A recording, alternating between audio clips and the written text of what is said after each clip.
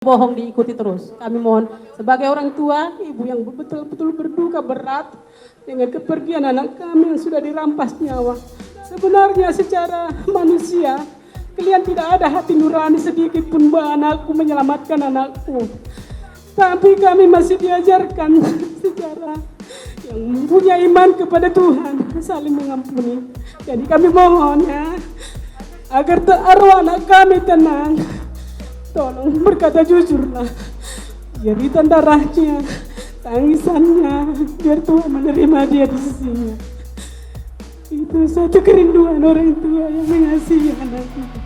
Mohon berada ya, ini sebagai ibu, kamu juga punya ibu dan keluarga. Mohon berkata jujurlah anakku, berkata jujur, jangan ada bohong-bohong, jangan ada tutup-tutup ini.